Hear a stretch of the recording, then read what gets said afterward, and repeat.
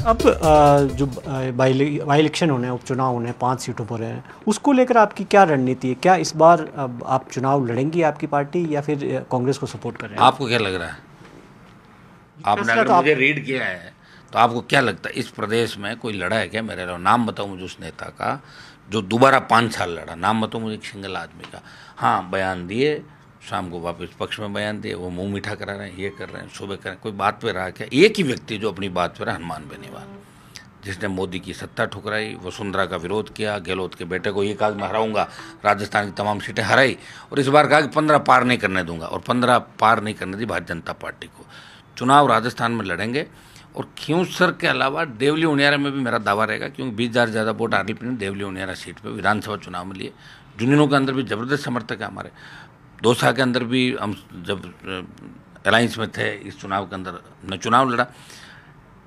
डूंगरपुर बांसवाड़ा की BAP party की seat छोड़ के 4 जो सीटें हम प्रयास करेंगे कि आरएलपी का जनाधार कैसे बढ़े। बैठ के टेबल टॉक होगी। अब मजाक थोड़ी होगा कि उस समय तो जब दिल्ली में बिठा के मेरे साथ अलायंस में आपने 20 दिन तक मुझे कर दिया, आ जाओ, मेरा कैंडिडेट भी चुरा लिया बाड़मेर से, उस पर कांग्रेस की मोहर लगा ली और आरएलपी के नाम से वोट ले लिया मुझे।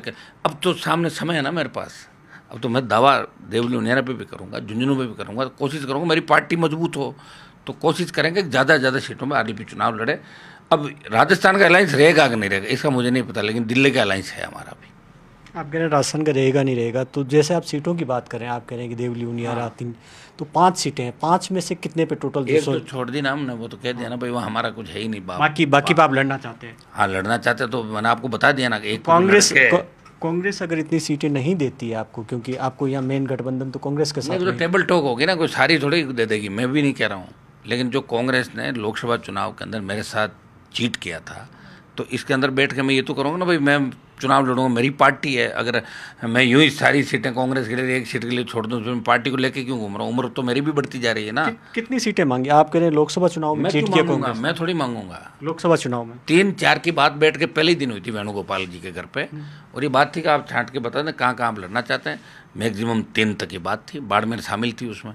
उसके बाद इन लोगों ने आपस में ग्रुप बना के भाई ये करो वो करो, सारे एक्टिव हो गए। उसमें तो सारी एक्टिव है, पूरी कांग्रेस पार्टी एक्टिव है। गणमान को 3 तो देनी ही नहीं है, पहले इसकी पार्टी तोड़ दो, और फिर अलग अलग गुटों में बंट गए। फिर एक क्रेडिट देने के लिए भाई मैंने तुम्हारा कराया, मैंने तुम्हें, ये इनका धंधा जैसा नेताओं को होता है। लेकिन आपको सबको पता है गठबंधन जब भी हुआ जब ताकत थी मेरे अंदर, और ताकत अगर नहीं होती तो अलायंस भी नहीं होता। अलायंस से इनको ज़्यादा फायदा हुआ। ये 4-5 जो सीटें जीते, अभी अंदर खाने जब बात करते हैं, इनको लगता है आ रहे हैं जो, इनको लगता है कि हनुमान बेनीवाल की सभाएँ होती तो बीकानेर भी जीतती, जोधपुर भी जीतती, जयपुर ग्रामीण भी जीतती, और कोटा के अंदर भी जोरदार मुकाबला था, अलवर भी जीतती। लेकिन बाड़मेर में तो आप पर आरोप लगा कि आपने पूरे संगठन को वहाँ पर बीजेपी को समर्थन करवा दिया। ऐसा नहीं, कोई एक व्यक्ति ने किया था प्रेस कॉन्फ्रेंस, और दूसरा ये तो ठीक रहा, वो प्रेस कॉन्फ्रेंस हो गई, नहीं तो उल्टा ये सारा वोट जाता निर्दलीय के साथ। प्रेस कॉन्फ्रेंस करने कुछ वोट बीजेपी में रुक गया ला के, नहीं तो सारा चला हारती और को। लेकिन हमारे जो पार्टी के दूसरे लोग थे, देखिए पार्टी की इकाई तो भंग कर रखी मैंने, पार्टी में भी किसी के पास कोई पद नहीं है, सारी प्रदेश कार्यकारिणी भंग कर दी हमने पहले ही। अब वो बच्चे हैं जो नेता हमारे आरएलपी पार्टी के अंदर जो प्रयास करे लंबे समय से, जो उम्मीदवार को लेके आया था लड़का गजेंद्र, उसने वो प्रेस कॉन्फ्रेंस करी थी, और उसके बाद जो दूसरे लड़कों ने करी वो मैंने ही कराई। मैंने कहा भाई इस तरह ठीक नहीं लगता अलायंस के अंदर। और बाड़मेर चुनाव प्रचार के अंदर जब बात चली कि मुझे जाना चाहिए कि नहीं जाना, तब मैंने इनको कहा था कि दिल्ली से टेलीफोन करा दो, अब 3 आदमियों को मैंने नाम बताए थे, तो मैं चला जाऊँगा। ऐसे यहाँ के लोगों के कहने से बाड़मेर प्रचार के अंदर नहीं जाऊँ, क्योंकि मेरी पीठ में छुरा घोंपा था ना कांग्रेस ने। राजस्थान में कोई संभावना है आपकी बीजेपी के साथ अलायंस की? ना,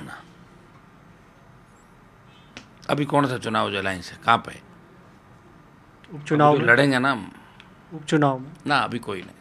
अभी तो लड़ाई लड़ेंगे साहब, एक बार ये इसका ही होगा फैसला कि इसमें क्या रहेगा। उससे पहले तो हम शपथ लेंगे, मामले उठाएंगे, संघर्ष करेंगे।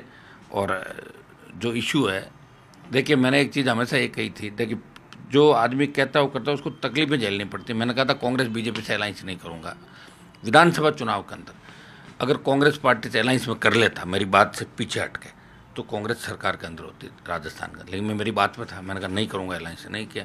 कई बार जीत से नुकसान भी हो जाता, मैं 3 से 1 सीट पे आ गया, लेकिन राजस्थान का जवान किसान आज भी वही सम्मान इज्जत मुझे दे रहा है। लोकसभा के अंदर वापस इस मुकाबले के अंदर जहाँ सारे संगठन एक हो गए थे, सारी ताकतें एक जगह हो गई थी, उस उम्मीदवार को उतारा जो कांग्रेस पार्टी, भूपेंद्र हुड्डा, दीपेंद्र हुड्डा कांग्रेस की कमान संभाल रहे हैं, उनकी रिश्तेदार। और जैसे ही चुनाव हुआ वो हरियाणा चली गई और कांग्रेस के लिए काम करी थी वही लेडी, तो वो यहाँ बीजेपी की बन के आई। तो दिल्ली वालों के दिमाग में ये था कि भाई हमें तो हनुमान की पार्टी को ख़त्म करना, लेकिन तेजा जी महाराज की कृपा थी मेरे ऊपर, मेरी पार्टी को ख़त्म नहीं कर पाए। एक आध उम्मीदवार चुरा के 1 2 4 ले गए तो उससे कोई फर्क नहीं पड़ता, नए नेता बना दूंगा मैं वहाँ पे सारे के सारे। बहुत बहुत शुक्रिया हमसे बात करने के लिए। ये थे हनुमान बेनीवाल।